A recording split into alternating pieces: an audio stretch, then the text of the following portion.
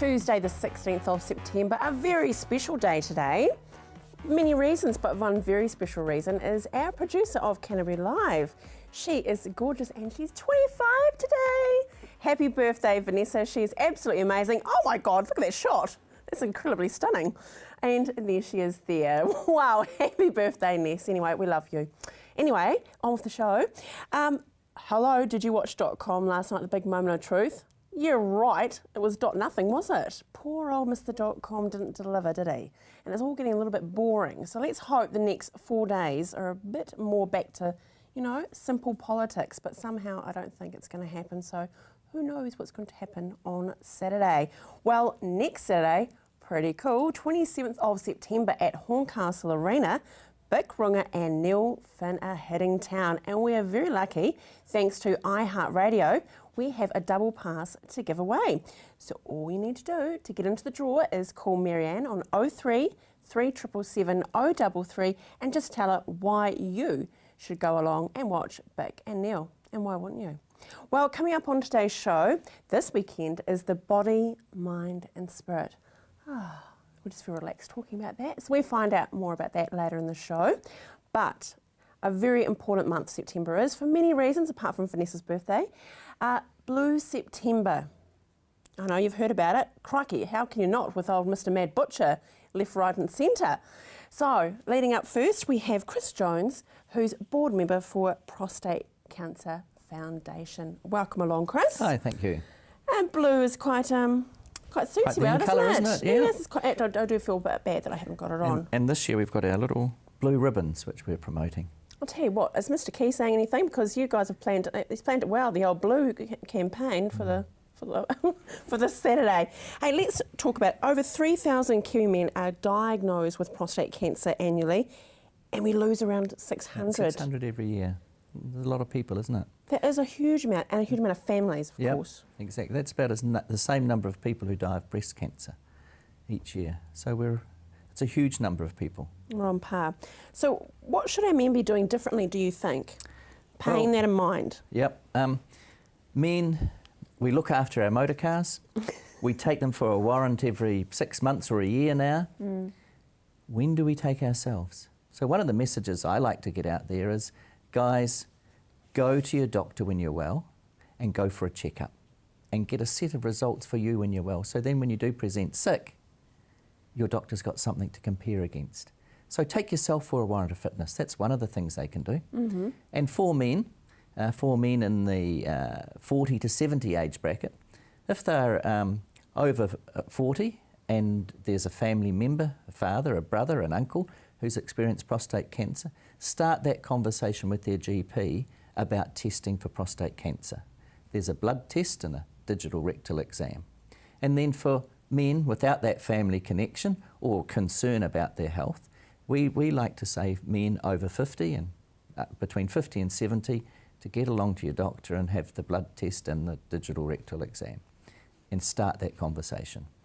And how about the biopsy? How does that work? The biopsy, yeah. that comes down further down the line. Must stress I'm not a medico, so but the biopsy, okay, we won't the blood test and the digital rectal exam are just indications. They're like your temperature gauge in your motor car. If that raises, it doesn't mean to say the motor's shot. It just means to say you need to do further investigations. And the specialist by that time who's looked at those results of the blood test and the rectal exam, they would then make an assessment whether or not a biopsy is called for. And so a biopsy is what it says. It's a core sample, 10, 12 core samples of the man's prostate. And then when it's put under a microscope, they can actually see cancer cells and identify whether or not that man does have prostate cancer. And God forbid that he does hear those words that he does have prostate cancer, what happens after that? Well, it's not that straightforward. For a lot of men, it's not like if I broke my arm, I'd go into the hospital, get it x-rayed, plastered, put in a sling and told to come back in 2 weeks' time. I don't get given a choice. With prostate cancer, because it's a very wide choice that they have, or a wide range, they can, the options are to active surveillance, just keeping an eye on things, monitoring it. There could be surgery, there could be radiation, there could be robotic surgery, there could be, they plant 100, 120 radioactive seeds within that prostate gland, so that nukes it from within. So there's a whole range of treatments, right through to hormone treatment and other medications. And so the man and his family are very much pulled into making that decision. In my own case, I could have undertaken any 3 of those options to have my prostate cancer treated. And they say, well, you go away and have a think about it and come back and tell us what you want to do. Wow. So it's very confusing for me. And for some men, the specialists can say, well, this is not an option or that's not an option, and that's fine. So we're guided very much by the medicos. But for a lot of men, there's a whole range of choices there that they've got to be involved in. And that's where our support groups come in handy. We've got them throughout the country. They can get to talk with other men and other partners because it's very much a family disease. Yeah. A lot of men have partners and they have their own journey to go down too. So, yeah. So what's happening this Blue September then? Blue September, a lot's been happening. Our major sponsor, Placemakers, they've had here in Christchurch so far 2 tradies breakfasts where the tradespeople come along, breakfast is put on for them and they run an auction for us, and that's terrific. Next Thursday night we have a quiz evening for Placemakers at Cranford Street. So they've been really good supporters. We've got Corey's Electrical on board with us this year, and they've taken an older style blue Mini and painted it, and they're driving a blue Mini all around the country from one store to the other. They're passing through Christchurch here again, I think about next Thursday on the 25th, visiting their stores as they're going down the country, carrying that message. So that's really good because, like at the tradies breakfasts, we get an opportunity to stand up in front of the men and say, just what I said before, you take your car for a warrant, what about yourselves? What's more important to them and their families, their car or themselves? So we want them to start to think like that. Exactly, and it sounds a bit putting it out there, but blokes sometimes okay to have a poke. That's right. That's his whole fear, isn't it? Yep. If it's below the belt, we don't go there, do we? No. But you know what? Yours is no more special than anyone else's. That's right, yeah. I mean, that's the nature of the medical profession. So you've got a really good website though. If we're a little bit still a bit timid about it, then it's a quiet way of actually educating ourselves, and that's blueseptember.org.nz. That's right. That's for the Blue September month and the information there. And then there's our prostate.org.nz website too, with a lot of information on there. Yeah, that's great. Hey, thank you so much, Chris. That's all right. And after the break, we're actually going to meet Brian and talk about how he is dealing with prostate cancer. Certainly. All the best to you. Thanks very much. And we'll see you next time. We'll see you soon.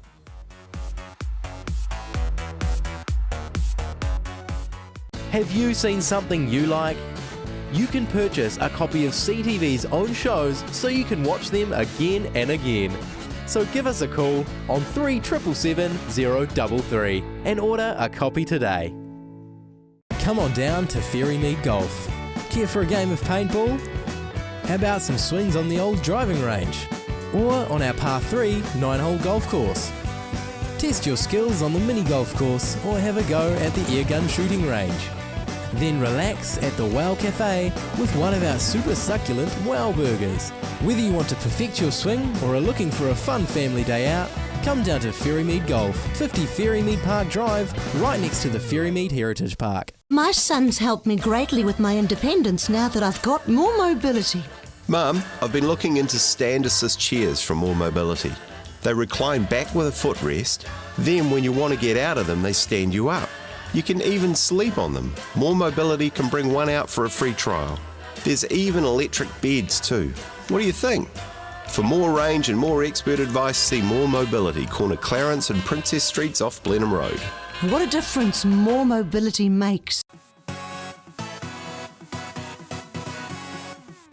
Okay, before we get into the interview, we have to do a big shout out and happy birthday to Chris's daughter, Merrin Jones. You are 31 today, and Dad says sorry, he should have said something when he was on the couch, but he's over in the corner now smiling at me, so happy birthday from Dad. And I'll tell you what, next Thursday, I know what you boys are up to in September. What's this all about? Because Brian, you have twin girls. Congratulations for that anyway, jeepers.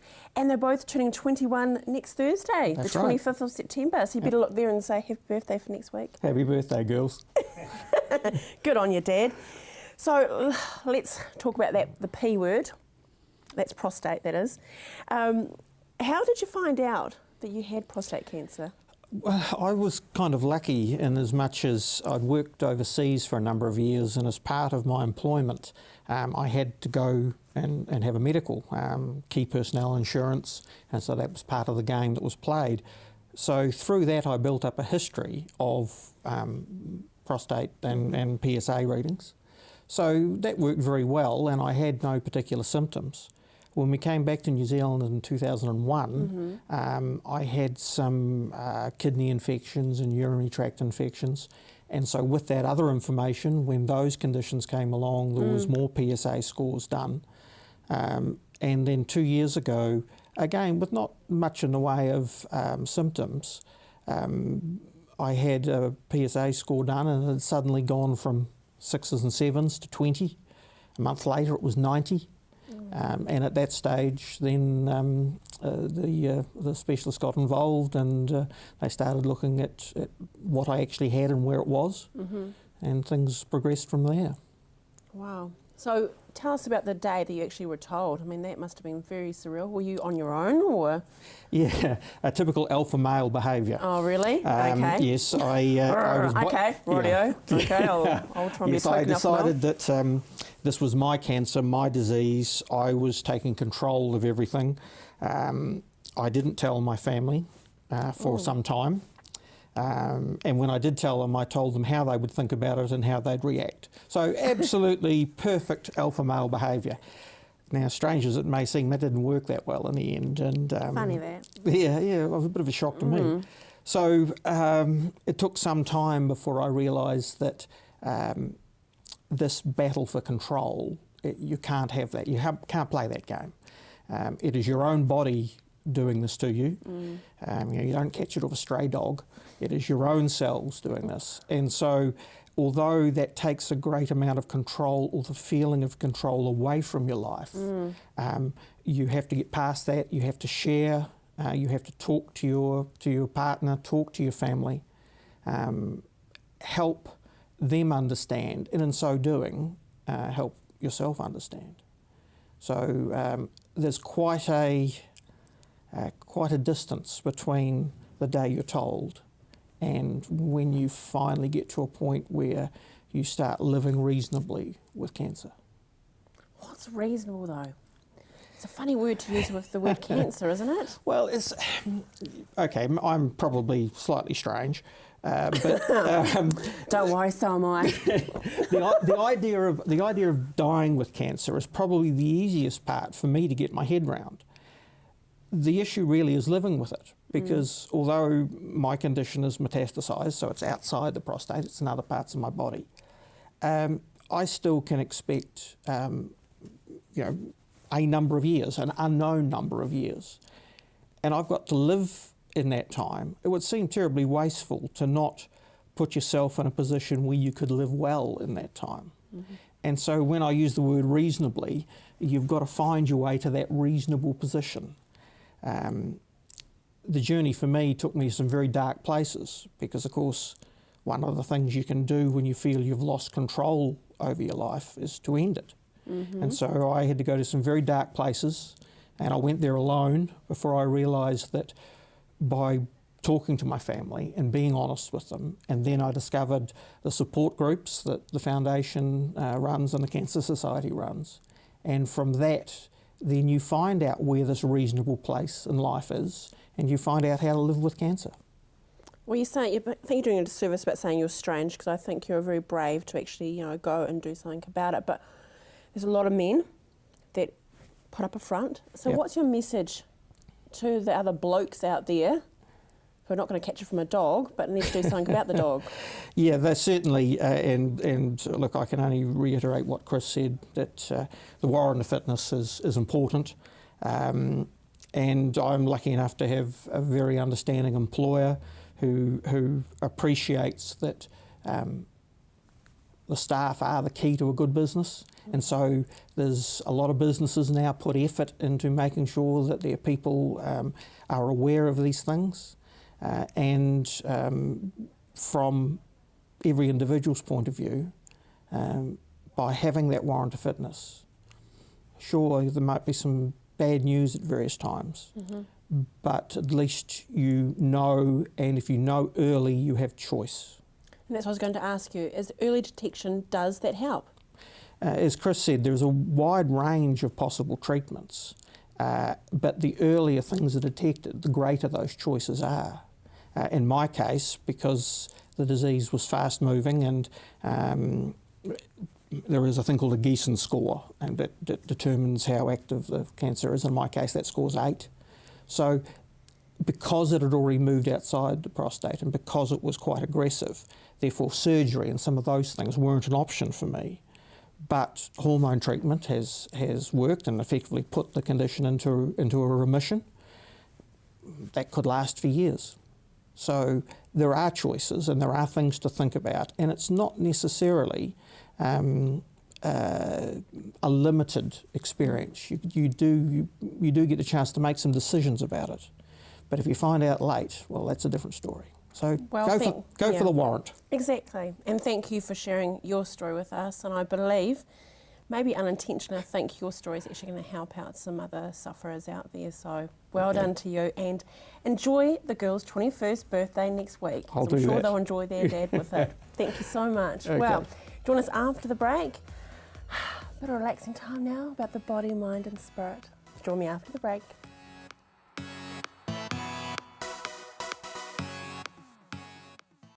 Come in and meet the locals at the Bush Inn Centre. Whether it's to grab a coffee on the go or to catch up with a friend over lunch or dinner, the Bush Inn Centre is the perfect place. With our unique range of shops, you'll find everything you're looking for and more. Our friendly locals are always happy to help.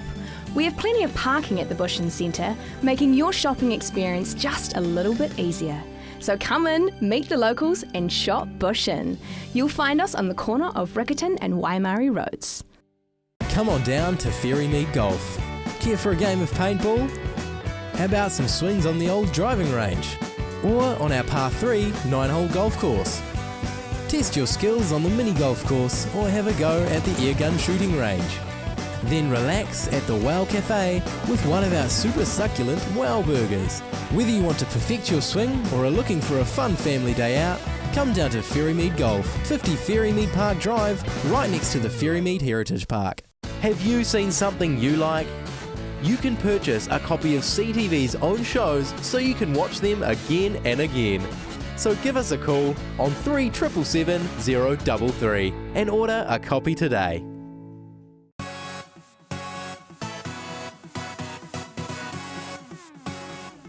Well, this weekend is the Body, Mind and Spirit, and I'm very grateful to be joined by Glenn Truagutha and Tanya Gilkhurst to tell us all about this wonderful festival that's hitting town.